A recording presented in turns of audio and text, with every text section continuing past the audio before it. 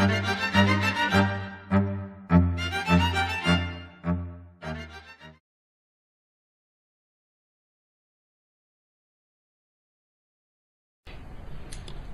we're going to do a series of 4 talks on a common theme, and that theme, of course, is the redemption of Israel. And we're going to look at the way in which our God has prepared, is preparing for that day when he will redeem Jacob from the hand of him that is stronger than he. And as a starting point, we're going to have a look at Israel at the time of the end. That is, both what is happening in Israel and how that conforms to the requirements of Bible prophecy. And in the second part of our study tonight, we're going to have a look at Elijah's role, and in doing that, we'll be looking at our own role.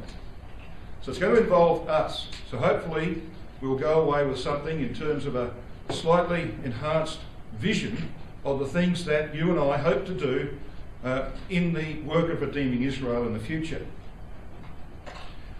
The design of this series of talks is such that if you happen to miss one, they're standalone, so we're not going to have to follow a theme through each of the studies. So this is a standalone talk, and tomorrow night, God willing, we'll be having a look at Jeremiah 30 and 31, Jeremiah's dream, which is all about the redemption of Israel and the second exodus of Israel, based on the life of Jacob.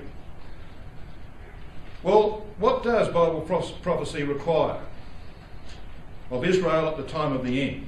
We hope to answer that by looking at a series of passages and looking at what's happening in Israel today and see that they conform to those requirements, or at least they're shaping up that way. But brothers and sisters, young people, friends, why do we take such an interest in Israel? Well, we take that interest because God has that interest. Psalm 121 verse 4 we read, "Behold, he that keepeth Israel shall neither slumber nor sleep." In Zechariah 2 verse 8 we read, "For he that toucheth you, says God, toucheth the apple of his eye." And of course we know that Paul in Romans, in his wonderful treatise on the position of Israel in relation to the purpose of God, says this in Romans 11 verse 28. "As concerning the gospel," he says, "they are enemies for your sakes. But as touching the election, they are beloved for the Father's sakes." And we know that he argues in Romans chapter 11 that Israel has fallen aside for a time. But their redemption, he says, is allied to ours. When Yahweh moves to redeem Israel, we ourselves will be redeemed. And so we are locked together, aren't we, with this people. We cannot share their waywardness, nor does God. We cannot agree with some of their political aims, nor does God. But we are bound to them because of the hope of the promises made unto the fathers. We are inextricably tied to this people. So we have a great interest in them, as God does. And we know from Deuteronomy chapter 11 verse 12 that it says this, that this land is the land which Yahweh thy God careth for. For the eyes of Yahweh thy God are always upon it, from the beginning of the year, even unto the end of the year. So there's not a moment when God is not watching that land and the people in it, sending forth through his Son the angels who will manipulate affairs to bring to pass the things that are required by Bible prophecy. Now the first one of those things that I want to consider tonight is Israel's latter-day prosperity. Let's turn to that very well-known passage, Ezekiel chapter 38. Ezekiel 38, of course, sets out very plainly the status of Israel just prior to Armageddon. Now, most of you will be aware that Israel, since it became a nation state on the 14th of May 1948, has been ruled by prime ministers who, for the most part, have been socialists. Or if they were right-wingers, they were not economists or managers. And so Israel's economy for 50 or 60 years has been a basket case. But all of that's changed. And it's changed in the last 15 years And I'll tell you how that changed and what God did to achieve that change. So here was Israel bumping along with a socialist government, for the most part, who had really no idea how to organise an economy. And of course, that's why Israel was not particularly prosperous for the first 50 years or so of its history. But Ezekiel 38 verse 12 makes it very plain, doesn't it? How Israel has to be found when Gog comes from the north. They think an evil thought. And in verse 12 we read that this is their thought: to take a spoil and to take a prey, to turn thine hand upon the desolate places that are now inhabited, and upon the people that are gathered out of the nations, which have gotten cattle and goods, that dwell in the midst of the land. So this prophecy requires that Israel be very prosperous just prior to Armageddon. And that's the way things are shaping up. In the mid-90s, a man called Benjamin Netanyahu, an American educated MBA, became Prime Minister for a couple of years from 1996 to 1998. Of course, he's currently the Prime Minister of Israel as well. But it was in that period of 96 to 98 that Netanyahu made some decisions that have shaped Israel's economic position today. He reformed Israel's financial system completely, and that has produced their current prosperity. Now, most of us, of course, are aware of the global financial crisis of 2008. Some of us are still suffering from it. Australia and Canada came out of it, amongst the Western nations, better than most. Why? Canada has strong banking and financial regulations in place, and so does Australia. Other countries who suffered didn't have those regulations in place. Now that's what Israel's got. They've got very strong financial frameworks in place because of Netanyahu. So God put him there for a purpose. But he had a very shaky prime ministership, but he was there long enough to get that in place. And that is why Israel is prosperous today. Israel has the highest ratio of university degrees, produces more scientific papers, and has the highest number of scientists and technicians per capita of any nation in the world. Israel leads the world in technology development, and because of that it has very strong ties with India, and most of you are aware, because you get phone calls from India, you are aware that India is in the vanguard of technology and its development today. So Israel have got very, very close ties with India for that reason. Israel has the largest number of companies on the Nasdaq stock exchange outside of North America. Israel hosts the world's largest wholesale diamond centre and handles most of the cutting and polishing of diamonds in the world. And just as one last example, because we could go on all night about Israel's prosperity and its position in the economic world, but just one instance that to me illustrates the ability of this people to make money. An Israeli company has produced a bionic retina implant, restoring sight to many who have lost their vision. To be sure, it's in black and white, but they'll eventually develop colour, a little bit like black and white television became colour television in the end. They've actually got this implant that they can put in someone's eyes, totally blind, and they can see in black and white. Obviously, they're Jews. Most of the inventions that have shaped our world, including, of course, the movie world, have been from Jews. So here is a people who know how to make money, and that's what Israel is doing today. However, their prosperity stands over against another prophecy, and we'll look at this in more detail tomorrow, and that's Jeremiah chapter 30. Please come along to Jeremiah 30 and have a brief look at verses 13 and 14.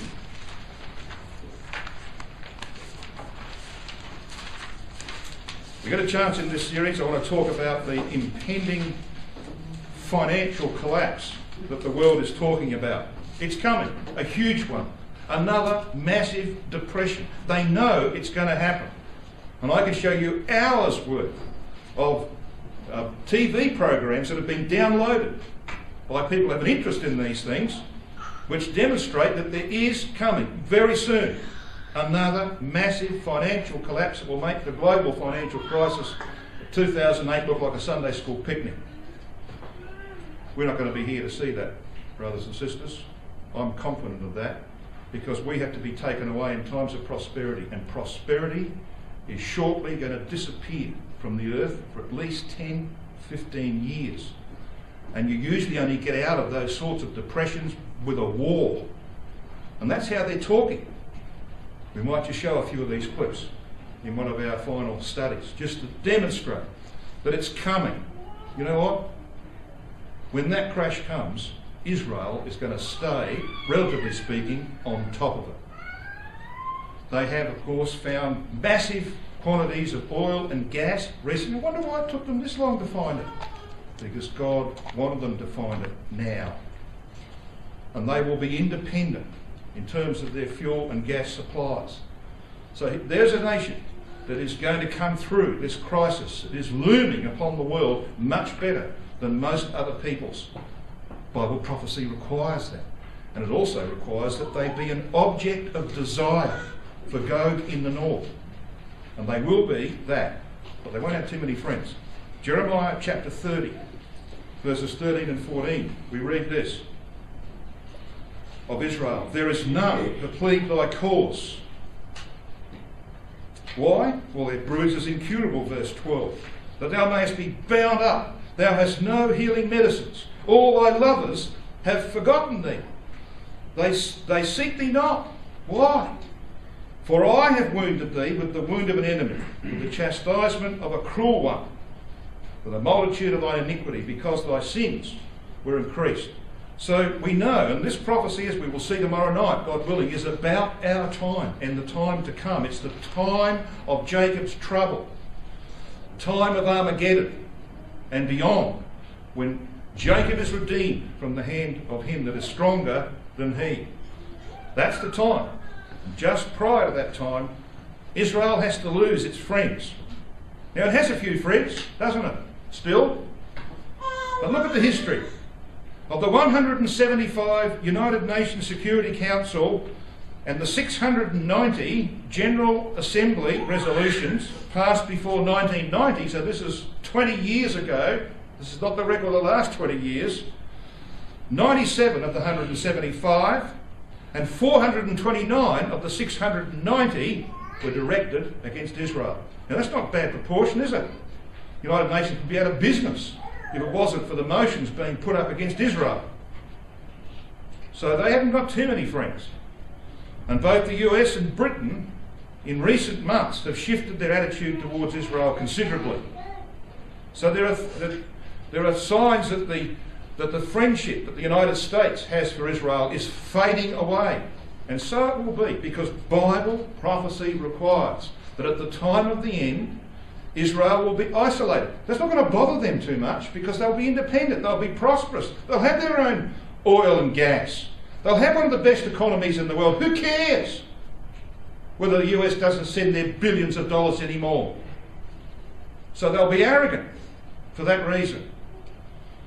One of their close allies, Turkey, as you are aware, because of the Gaza fiasco, when 9 people were killed when the Israelis dropped men onto the ships, or the ships that were coming into the Gaza Strip.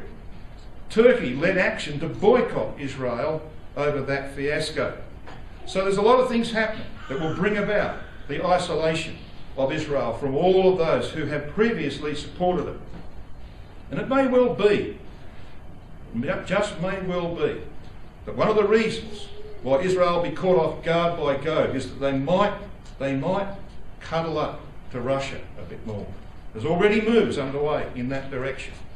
What about Christianity in Israel? Well, historically we know, of course, the Catholic Church has a long history of hatred and of murder of the Jews. Methodists and Presbyterians are unquestionably the most aggressively anti-Israeli among liberal Protestant denominations. The Episcopalians, and we don't have those in Australia, they're an American version.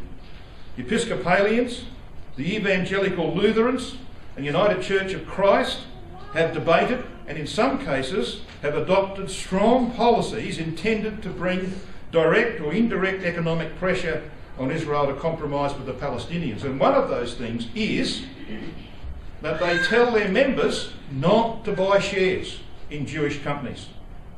Don't touch Jewish companies. So the churches have made their position quite clear.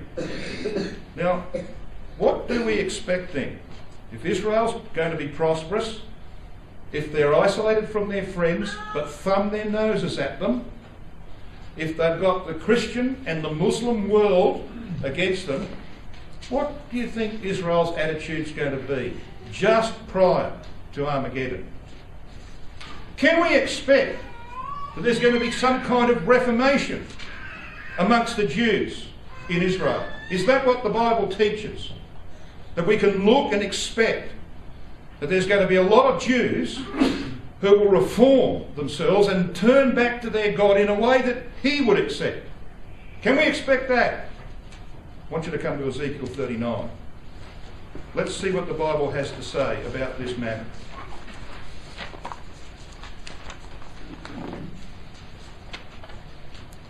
And what you can see on the screen behind me is the problem of the latter days. I want you to notice the language that is used here. Ezekiel 39, of course, is primarily post-Armageddon. It covers the 40-year period from Armageddon to the end of the second Exodus of Israel and the subjugation of all the nations. So that's the subject matter from verse 17 onwards, where God invites the submitted nations to come and share in the sacrifice that He's going to make. That's the sacrifice of Revelation chapter 19, but that's another subject. What I want to see from this context is what we can expect of the character of God's people Israel right at the end of the days. Well, this is it. Verse 24. This is what God says. Maybe just step back to verse 23.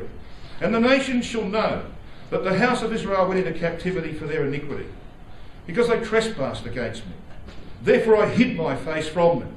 If you're into highlighting in your Bible, and I guess there's some young people who don't mind doing a bit of that, there's a phrase here you can highlight. It sticks out for the record. It's this phrase in verse 24, therefore I hid my face from them. It comes out again, as we're going to see in verse 24. Verse 23 and then verse 24. And again in verse 29. Verse 24 says, according to their uncleanness and according to their transgressions have I done unto them, and hid my face from them. So that's twice already. Therefore, look at this verse, verse 25. Therefore thus saith Adonai Yahweh, now will I bring again the captivity of Jacob. He's talking about the second exodus of Israel under Elijah, and we'll talk about that in a moment, God willing. Now have mercy upon the whole house of Israel. In other words, this is the Jews in the land at the return of Christ, and the Jews who are outside the land at the return of Christ. The whole house of Israel. And will be jealous for my holy name. After that they have borne their shame and all their trespasses whereby they have trespassed against me, when they dwelt safely in their land, and none made them afraid. So when's this, brothers and sisters? What time period is God saying that His people Israel upset Him the most? Well, He talks about their long history of waywardness. And He can go back centuries, millennia. These people have turned their back upon Him time after time. All of that history. But what is the period when God says that they upset Him most? Well, He says it here, verse 26. When He gives you the time, when they dwelt safely in their land, and none made them afraid. That's a quotation, isn't it? That's a quotation from Ezekiel 38, verse 8 and 11. The time just prior to Armageddon. The time between our removal to the judgment seat and Armageddon. We won't see this from here. There'll be a 10-year period between our removal for judgment from the resurrection time to Armageddon. And it's in that period that Ezekiel 38 will see its fulfilment and peace will finally come to that land. There'll be no walls and bars and gates. I've been through a few of those in the last 12 months. Spent hours in Israeli security places, locked up. So I know a little bit about Israeli security. I've stood and looked up at the 8-metre high wall. I mean, it's removable with a crane. And Ezekiel 38 says that they will have no walls, bars and gates, verse 11, because they will be at peace. End of verse 8. They shall dwell safely, all of them. Verse 11. I will go to them that are at rest, says God, that dwell safely or securely. All of them dwelling without walls and having neither bars nor gates. Now that doesn't exist today. That's still got to happen before Armageddon. And when Israel becomes prosperous, and when the world goes into a deep depression, nobody's going to have any money to fight. The Europeans won't send money to the Palestinians anymore. And the Palestinians will have to make peace with Israel just to survive. And I've been through the West Bank recently, and they want, most of them, want peace. You know why? They've got these big widescreen televisions on their walls. I've seen some houses on the West Bank that would make your richest suburbs in Vancouver look like Poverty Street. There's unbelievable amounts of money going in there. They don't want trouble with Israel anymore. How can you watch your television when you're fighting? So there's a spirit amongst the Palestinians to make peace with Israel. You heard any troubles in the West Bank in the last 2 years? Heard on the news? No. That's why. That day's coming. And when the financial crisis hits and the world's economy goes over the precipice, it's going to change a lot of things overnight. And one of those things will be peace, just like Ezekiel 38 requires. You know what God says? That when that happens, from then to the time he sends Elijah is the time when his people Israel upset him the most. For all their history, that's the period when they get under God's skin, if I can use that terminology. When they dwelt safely in the land and none made them afraid. So don't expect reformations in Israel. Expect prosperity. Expect Israel to be isolated, but at the same time arrogant. Arrogant to the point that God isolates that one period in their history. Is the one that troubled him the most.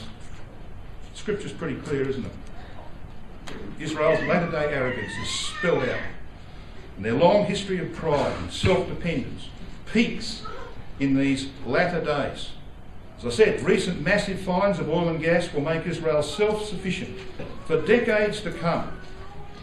And they attribute their success to their own abilities, don't they? Their ingenuity, their endurance under duress and trial and oppression and attack from enemies. They say, well, this is because of our arm that we've done this.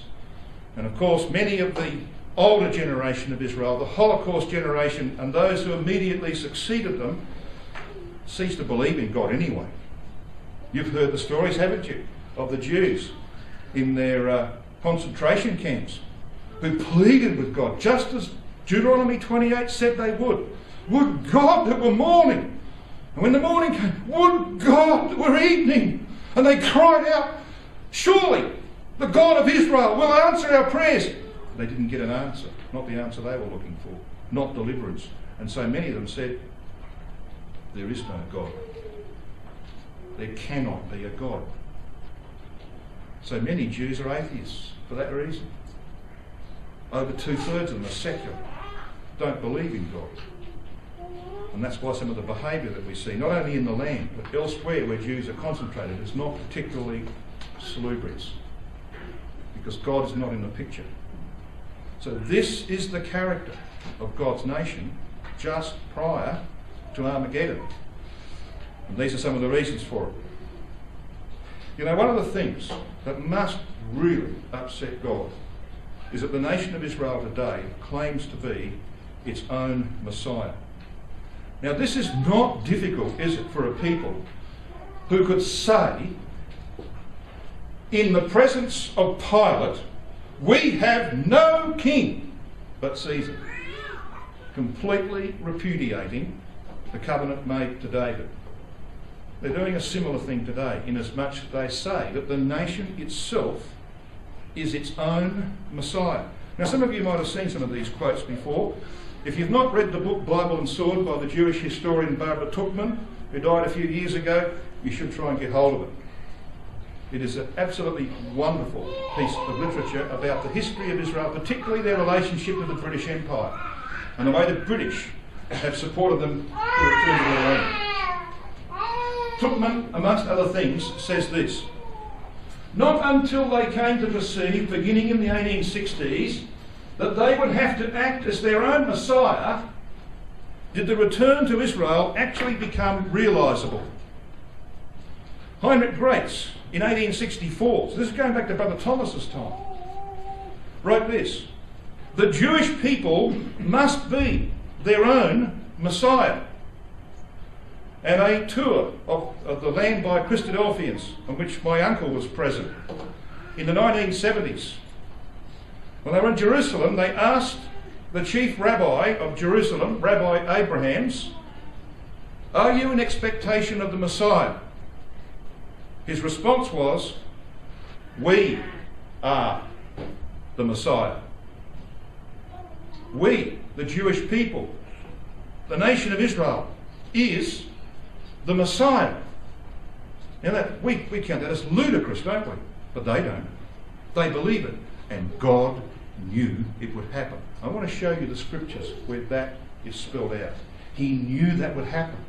So he's made provision for it. He's going to bring them to their knees because they claim to be the Messiah. Because you see, there was a king in the history of the nation of Judah who thought he was the Messiah. His name was Uzziah, otherwise known as Azariah. Come to 2 Chronicles chapter 26 and let's have a look at a bit of the history of this king.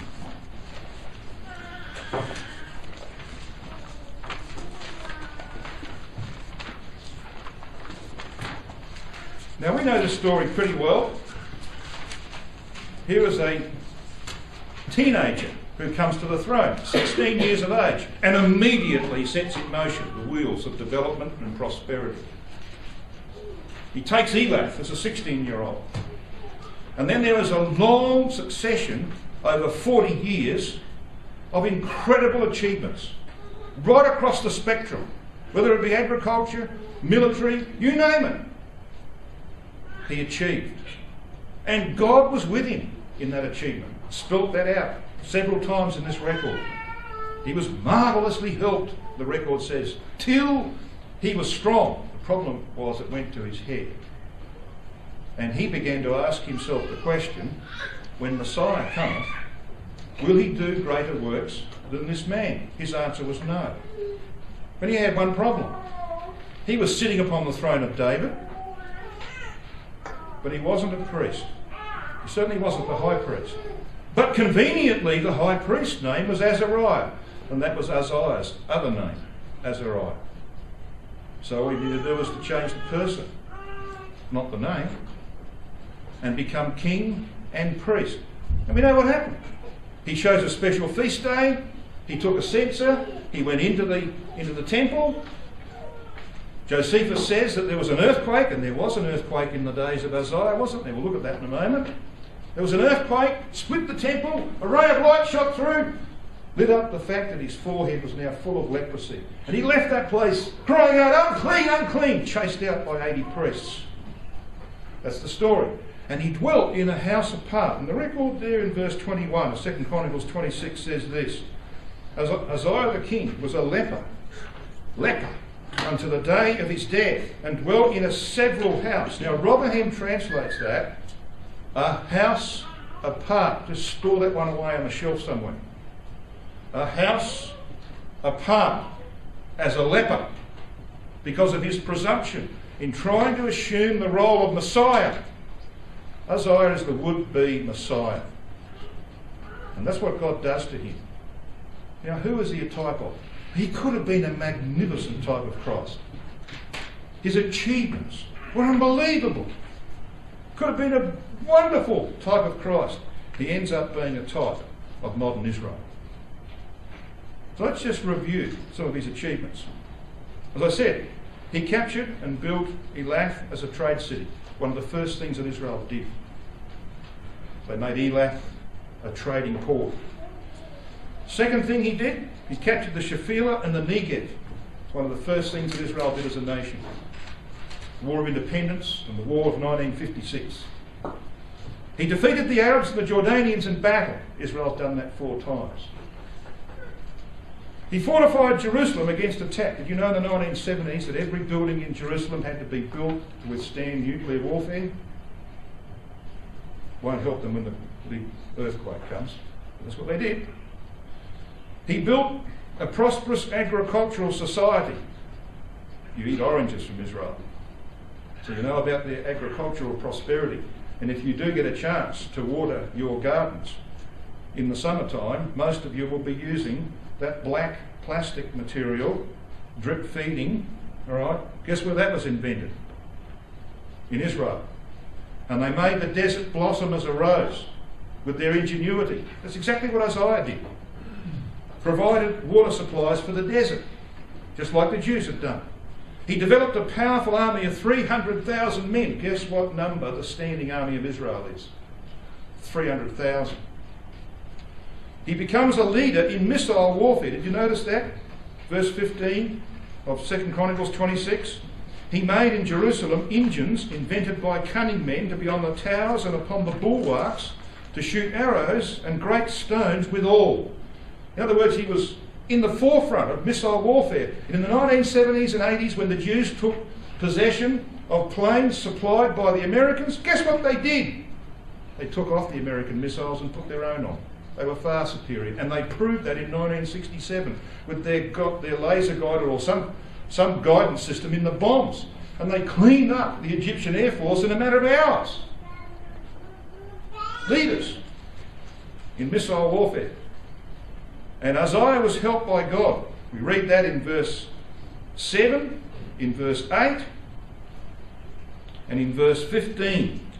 He's unquestionably helped by God. And all of this success for 40 years. How long you had success for? 2 or 3 years? 10 years? Goes to your head sometimes, doesn't it? 40 years. Unmitigated success went to his head. He began to think, I'm Messiah. I'm a son of David. I'm Messiah. Look at these achievements. Only lack one thing. The high priesthood. So I'll take it. And that's where he came unstuck. He attributed his success, like Israel does, to their own strength. That is their problem. So Israel claims today to be the Messiah. The nation itself is the Messiah. So what did God do to Uzziah, this presumptuous king? Well, he smote him with leprosy at the time of an earthquake. The earthquake you read of in Amos chapter 1 verse 1.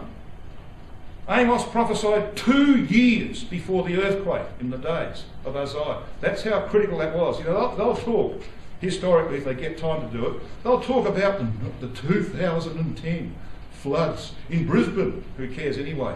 But you see, because it's a dramatic event. 9/11, what year was that?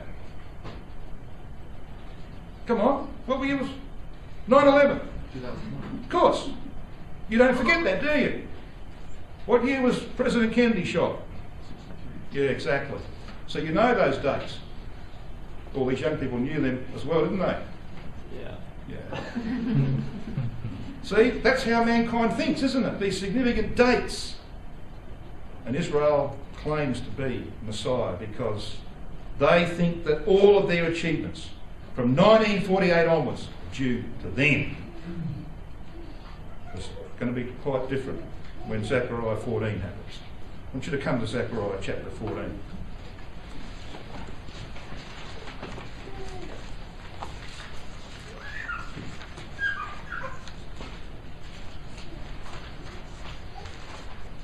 Now again, you've considered this in great detail in this ecclesia, so you know this prophecy very well. It talks about the humbling of Israel by an earthquake. But I wonder why it says this in verse 5. He shall flee from the valley of the mountains, for the valley of the mountains shall reach very near. Yea, ye shall flee like as ye fled in the days of Uzziah, king of Judah. Yahweh my God shall come, and all the holy ones with thee. So the saints are there. So part of your work, brothers and sisters, part of your work in the company of our Lord Jesus Christ, in the very near future, probably only 10 or 11 years away, if Christ comes when I think he'll come, is to humble God's people in the land who think they are the Messiah. And the great earthquake described in Zechariah chapter 14 is likened to the earthquake in the days of Uzziah, king of Judah. I wonder why. Same problem. Pride, arrogance, presumption, claiming to be the Messiah, just like their king of old. So that's why when you turn back to Zechariah 12, you read this. Zechariah 12 verses 12 to 14. Post great earthquake, 2/3 in the land destroyed. Verse 12 says this, and the land shall mourn, every family apart. The family of the house of David apart. And so it goes on like that. Have you counted these up, Nathan? The Hebrew word apart. If you haven't, nobody else in the room has. You know how many there are there? 11. Anyone know what the number 11 stands for in the Bible? Failure. So here God is telling us very plainly, isn't it? He's exposed the failure of his people. And they, like their king Uzziah, because of leprosy, will dwell in houses apart until they come to a full realisation of the depth of their apostasy and their need for recovery. And that recovery comes in chapter 13 of Zechariah. Verse 1. In that day there shall be a fountain open to the house of David and to the inhabitants of Jerusalem for sin and for uncleanness. The margin has separation for uncleanness. So what kind of separation do you think he might be talking about here? Well, when you were cleansed, if you were ever cleansed of leprosy, the first thing you did was to wash your body in water. You need a fountain for that. So he's unquestionably talking about the uncleanness of leprosy. So like their king Uzziah, who was smitten in the forehead. Forehead, why? Because that's where your brain box is. That's what was corrupted. Their thinking. Smitten in the forehead with leprosy. Corrupt thinking. They live in houses apart until the realisation dawns upon them they need to change their ways. And a fountain for uncleanness is provided for them. So when you look at Zechariah 14, you're actually looking at the way God has set all of this up to humble his people, as he humbled Uzziah, king of Judah, who thought he, like Israel, was the Messiah. So the earthquake is going to have, of course, devastating impacts upon all of their works. Fault line runs through there. Half of the mountain goes towards the north, half towards the south, as we are quite familiar. And they will flee, like as they fled in the days of Uzziah, king of Judah. Well, that's all I'm going to say about Israel today. I think we can see from just those few considerations what Bible prophecy requires. And I think we can also see that it's actually shaping up that way. So we must be close, and we are close. What I want to do now is to step into the next phase of this talk, and to talk about the redemption of this people and the work of Elijah, which is why we read Malachi chapter 4. So let's come back to Malachi 4.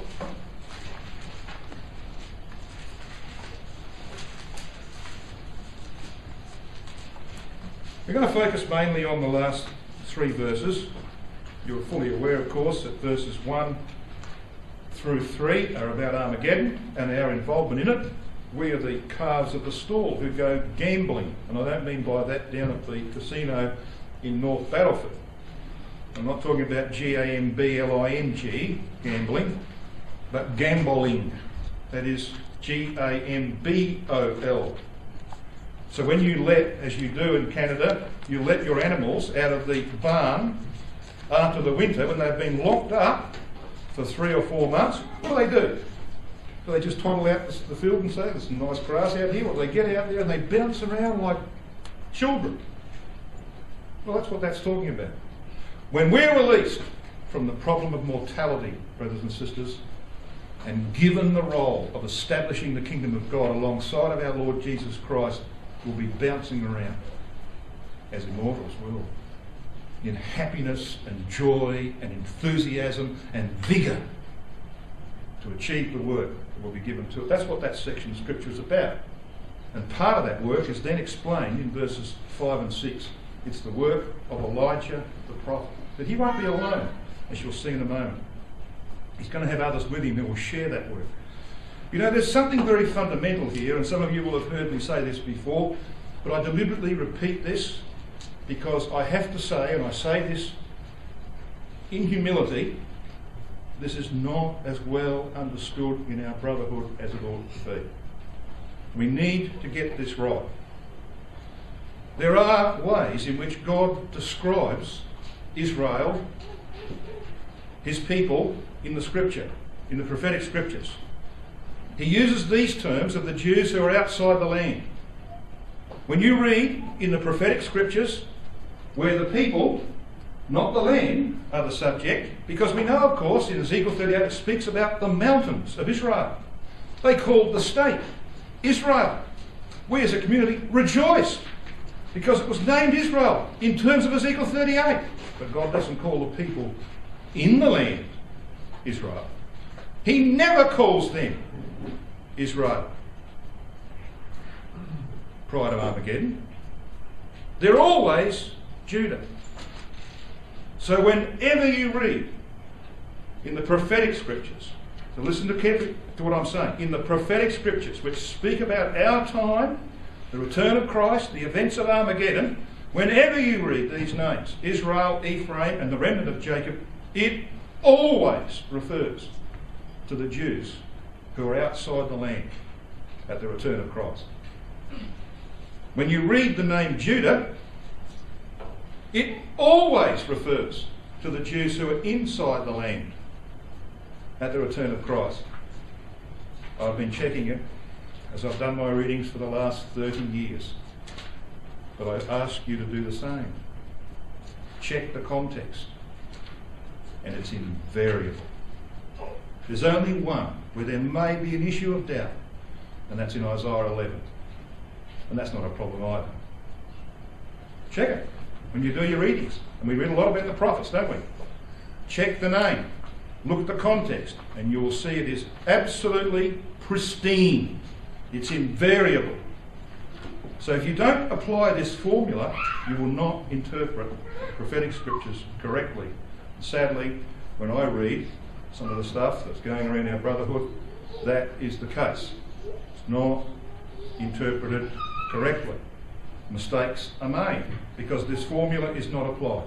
So I raised that because I think it is vital, it's critical. Just a couple of proofs, just so that you can be satisfied that this is the way it's presented. I won't ask you to turn these up, but you can do so if you wish. Joel chapter 3 verse 1. For behold, in those days and in that time, what time? Well, he gives us 2 eras, pretty close together. When I shall bring again the captivity of Judah. What does he mean? 1948. The people who come back to the land, form a nation state called Israel, God says the people are Judah. What about the captivity of Jerusalem? Well, we know that, don't we? 1967. So you've got your 2 dates, 1948 and 1967. Zechariah 12 verse 7. Yahweh shall also save the tents of Judah first, because they're the Jews in the land. And we'll come perhaps back to this one a little later on. Jeremiah chapter 3 verse 18, Rotherham's translation. It's very important in the scheme of things. In those days shall the house of Judah go unto the house of Israel. Now, where is the house of Israel? Well, we read on. That they may enter together out of the land of the north. So Israel is in the north. They're not in the land. It's Judah who's in the land. And they're the ones who will be purified by the work of Christ. Okay? Now, it doesn't matter that the Jews in the land come from all the tribes. That's not important in this. When God looks down upon those people, he knows which tribe they come from, and he'll put them in the cantons or divisions of the land after Armageddon. He knows that. He just looks at it and says, that is Judah, the Jews in the land. And we'll see the perfect consistency of that over the next couple of nights, God willing. Let's have a look then at the work of Elijah. Malachi 4, 5 and 6. We need to step back though to verse 4 briefly. Remember ye the law of Moses, he says, my servant, which I commanded unto him in Horeb, for who?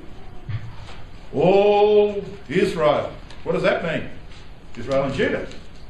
It's a comprehensive term. All Israel. So what does that mean? It means that what follows, the work of Elijah, must apply to Judah and to Israel. To the whole house of Israel. Verse 5. Behold, I will send you Elijah the prophet before the coming of the great and dreadful day of Yahweh, and he shall turn the heart of the fathers to the children, and the heart of the children to their fathers, lest I come and smite the earth with a curse. Now, there's been discussion about this term before. It's pointed out, of course, that that's the word pani, and pani means the face, and therefore some suggest that Elijah's work is done in the face of the day of Yahweh. And the day of Yahweh we know is not just one day, it's a period of 40 years. Well, yes, with a stretch, you might be able to make that work. But normally, pani simply means before. You can find that word in Malachi 3 verse 1. Have a look at Malachi 3, page back. It says this. Behold, I will send my messenger, and he shall prepare thy way before me. Before me? Yes.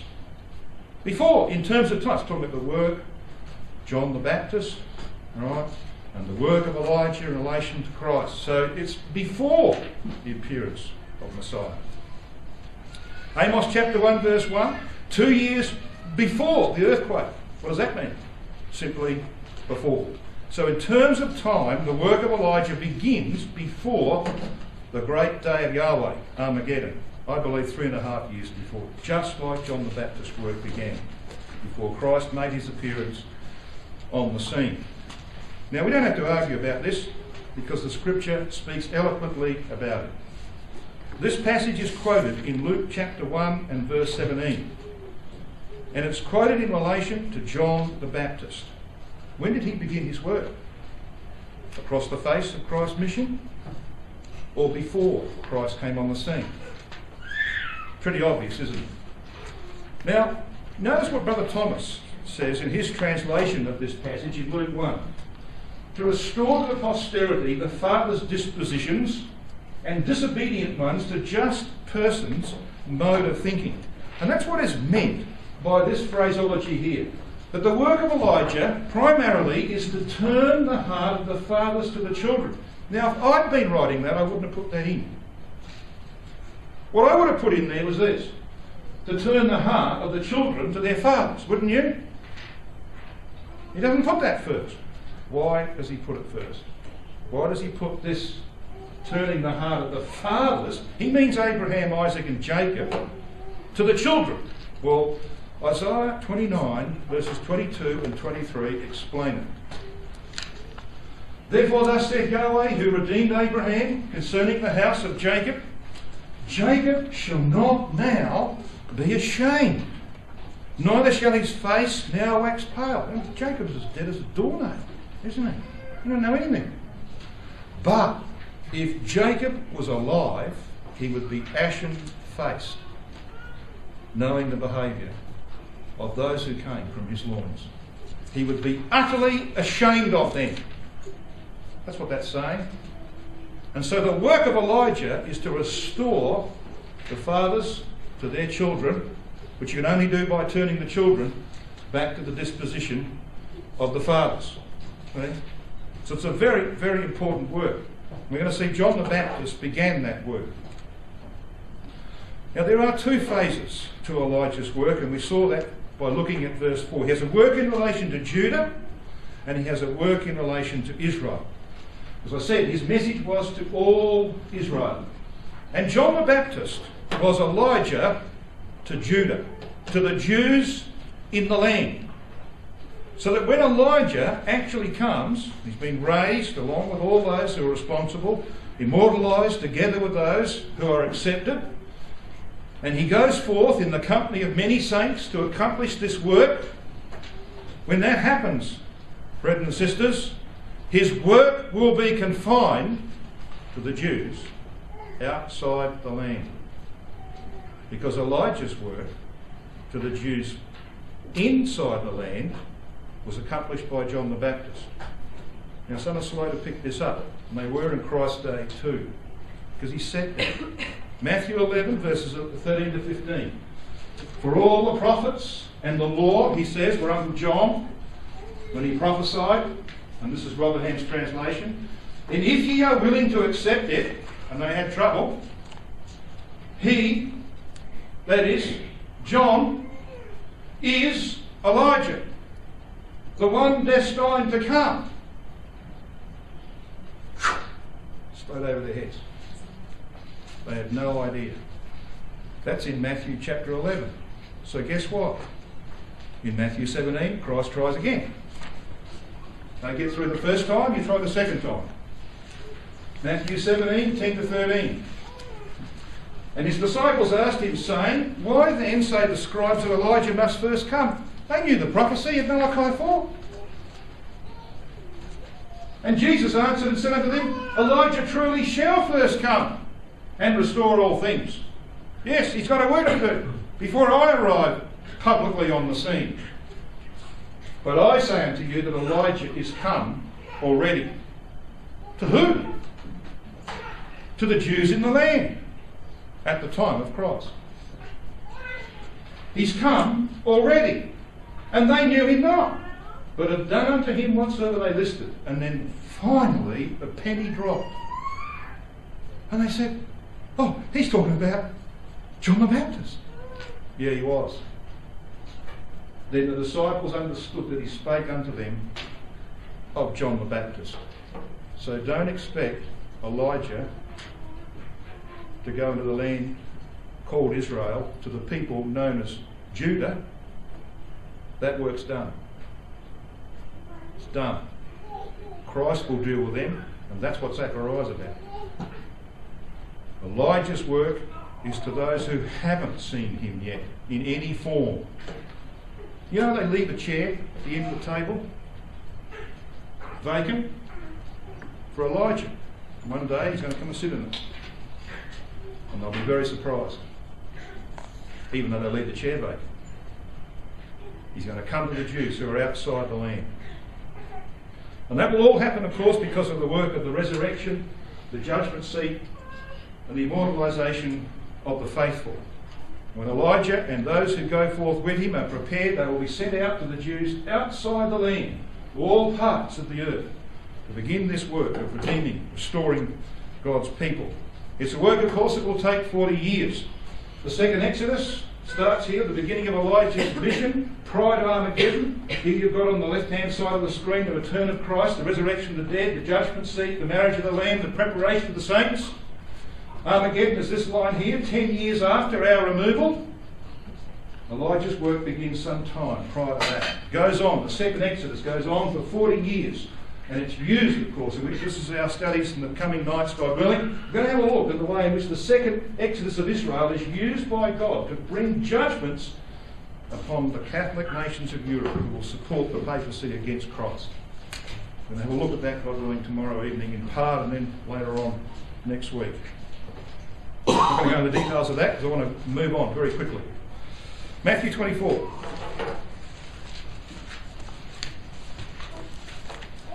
I want to talk about our role in this now. Business. One thing to talk about the mechanics of it, another thing to talk about participation. And that's what we're waiting for. Participation in these things. And here we have the Lord's Olivet prophecy. In verse 28, we have, of course, the verse that terminates the matter that deals with AD 70. In verse 29, we have a bridging verse. We know this from Luke 21, the way it's used there. Suddenly, after the tribulation of those days, shall the sun and the moon and the stars will not give light. They'll fall from heaven, that is from government. You know, those are symbols of political powers, ecclesiastical powers, notable people. That's what happened in AD 70. But you see, Christ doesn't just have AD 70 in mind. In Luke 21, those same words are used. The powers of the heavens shall be shaken. He bridges 2,000 years in a word. He brings us down to our day. So we know that this is a prophecy about our times. The powers of the heavens shall be shaken. There's the bridge. It's pretty quick, I know, but I don't have time to go into the detail. I want to get down into the meat of this prophecy about Elijah. And it's here. And he says, and then shall appear the sign of the Son of Man in heaven.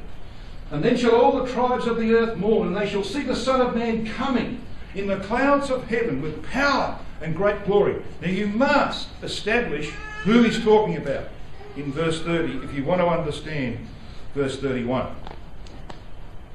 You can't understand verse 31 without establishing what verse 30 is saying. So who are these clouds of heaven? What is this coming? What's the sign of the Son of Man in heaven?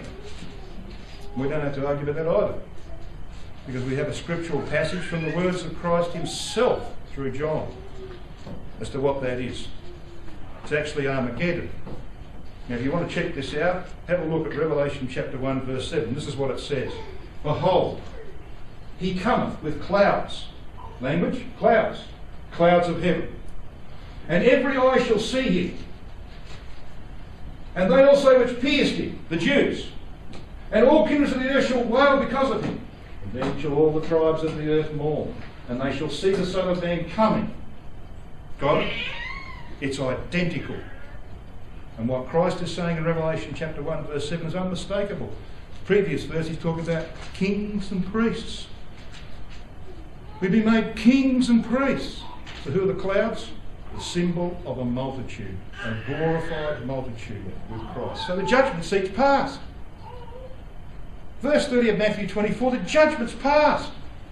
And we're part of a glorified multitude who go forth with Christ. And that word coming there is the Greek word erchomai. And erchomai means to move from one place to another. It's a reference to the march of the rainbowed angel. So the clouds of heaven here is a reference to you and me in glory, brothers and sisters. And what are we going forth for? Well, there's the sign of the Son of Man in heaven. That's Armageddon. That's the work of redeeming the Jews in the land. The third who survived. What about the Jews outside the land? That's verse 31. Verse 31 says this. And he shall send his angels with a great sound of a trumpet. And they shall gather together his elect from the four winds, from one end of the heaven to the other. Now we normally hear this used in relation to the saints, don't we?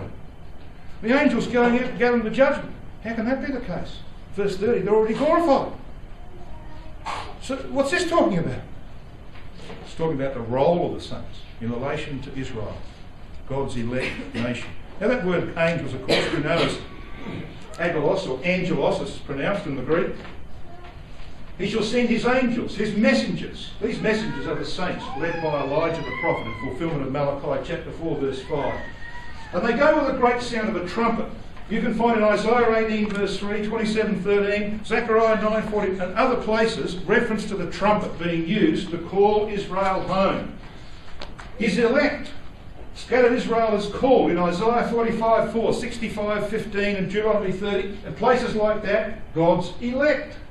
But most importantly, brothers and sisters, if you can just keep a hand in Matthew 24, just flick back to Zechariah chapter 2 verse 6. Here is the coup de grace. This is the proof, beyond all dispute, that Christ meant that verse 31 is about the work of Elijah. and the regathering of scattered Israel. Look at the language. Zechariah chapter 2 and verse 6. This is usually well read at Christmas time, isn't it? Ho, ho. Well, it's a call. Come forth and flee from the land of the north. So where are these Jews? In the land of the north. For I have spread you abroad as the four winds of the heaven. The exact phrase of Matthew 24, verse 31. He will gather together his elect nation Israel from the four winds, from the one end of the heaven to the other. Now, you can't mistake that, can you? Christ is deliberately choosing the language of the Old Testament to demonstrate what he means here. If anybody's got any doubts about that, you just read the next verse in Matthew 24. Now learn the parable of the fig tree. What's that about? It's final proof, isn't it? It's not about the saints. This is about the redemption of Israel. The saints are the ones who are going to be involved in that. You know, I know some Christadelphians have spent a lifetime in a love affair with Israel. They go there frequently, they devote their life to making money for Youth Aliyah and do all sorts of things. They love Israel, and so we should. We might not do all of those things, but we love Israel. And guess what reward God's going to give to those who love Israel? Go out with Elijah and bring him home. That's the reward he's going to give him. Go out and bring him home. What a work that will be. I'm going to move on very quickly, because he goes on to say in the next verse, so likewise ye, when ye shall see all these things, know that it, time of summer, time of harvest of the earth, Armageddon, heap of sheaves in a valley, the judgment, that's the language, so we know where we are. Now Elijah has a message to Israel, and that message is back here in Jeremiah 3. I want you to come back to Jeremiah 3, because I want to just nail down that formula that we used a little earlier.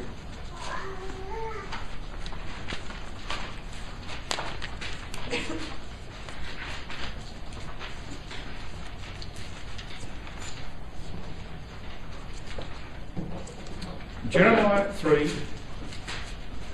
you read this. Verse 12. Verses 12 to 15 inclusive is Elijah's message to scattered Israel. Now, who's he talking about in this chapter? Have a look at verse 7. And I said after she had done all these things, turn thou unto me, but she returned not. And her treacherous sister, Judah, saw it. So there's the southern kingdom, Judah. And I saw when, for all the causes whereby backsliding Israel committed adultery, I put her away. I gave her a bill of divorce. I sent the Assyrians in 722 BC. And they took her out of my house. That's what a bill of divorce meant. It didn't mean you go and remarry, because God didn't remarry.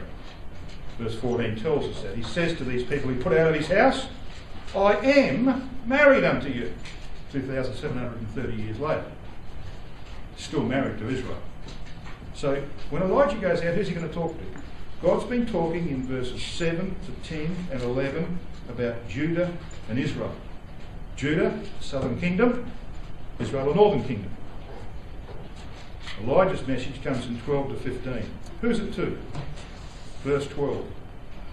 Go and proclaim these words towards the north. Are they in the land? No. They're in the land of the north. So what does he call them? If they're not in the land, and they're in the land of the north, what are they called? Backsliding Israel. It's just one of many, many examples where it is absolutely pristine in its consistency. Elijah's mission is to the Jews outside the land. Now, some of these Jews in the land become ambassadors to their scattered brethren. Remember that quotation we made from verse 18 a bit earlier? In those days, the house of Judah, this is post-establishment of the throne of David in verse 17, in those days the house of Judah shall walk with the house of Israel. Rotherham's translation is better. In those days shall the house of Judah, go unto the house of Israel. That is after Armageddon, when they have themselves been redeemed. So Yahweh makes his appeal to scatter Israel through Elijah. It's based on their past history as a nation, as his wife, whom he had to put out of his house because of adultery. And they are humbled by the events of Armageddon. And they respond to him in the latter verses of this chapter. And then he lays out in chapter 4 the terms of their restitution. They must recognise him as the only true God. They must abandon all abominations and confess their sin. They must swear, it says in verse 2 of chapter 4, that Yahweh is the epitome of truth, judgment and righteousness, and was just in punishing them. And they must become an example for all nations. Now, I was going to talk about Zechariah 9 verse 13, but I think our time has escaped me. I'm just going to put it up on the screen without going into great explanations. And we'll come back to this because it's part of a subsequent study. Zechariah 9:13 talks about God using both the house of Judah and the house of Israel as a bow and arrow, in that order. He says in that prophecy, when I have bent my bow of Judah for me and filled the bow with the arrow of Ephraim, he's going to strike through the heart of the king's enemies. That's what Zechariah 9 is about. So, who's he talking about here? If Judah is a reference to the Jews in the land, and this is about the second exodus of Israel, which really gets underway post-Armageddon, the sign of the Son of Man in heaven that causes the Jews to flee the lands of their dispersion, if that's what that's about, and it is, then the bow is purified Judah in the land, who no longer think that they are the Messiah. They've been humbled by the great earthquake, as it was in the days of Uzziah. And Christ looks at them and says, I want you, and you, and you, and you're going to go out with the saints, and you're going to tell your brethren who are coming back under Elijah what you've seen. You've seen the King of Israel, and you've seen the wounds in his hands. You've seen the foundations of the temple laid. You've seen the land divided into 13 sections. And you've been placed in your own part of that land. You go out and tell them what's happening. And what do you think that might do for the Jews returning under Elijah? It's a bit like the spies when they came back from the land. 2 only were faithful. The message was great things are going on. All right? And that provides motivation. What do you use a bow for? To provide motivation for an arrow, don't you? You got a bow without an arrow? Not much good. You might be able to whack someone over the head with it, but it's not much good. You got an arrow without a bow? Dark maybe? But not much good. You get a bow and you put an arrow in it, boom, like Jehu, straight through the heart of the enemy. So the motivation is provided by the Jews in the land who have been purified by Armageddon and the events that follow. The arrow is called Ephraim. Israel, Ephraim, and the remnant of Jacob, the Jews who are outside the land, returning to the land under Elijah, will be brought to Europe. We'll see that in our next study, I think. Be brought to Europe, and their Catholic apostasy and rebellion against Christ's rule will be at its height, and they will strike through the heart of the enemy, guided by Elijah and the saints, who, as Zechariah 9:14 says, are seen over them like the cloud over Israel in the wilderness. And amongst that company will be some from Judah who go out to provide that motivation for their brethren to return to the land. It's a wonderful picture, brothers and sisters. It will shortly be a reality in the earth, and hopefully all of us will find a part in it.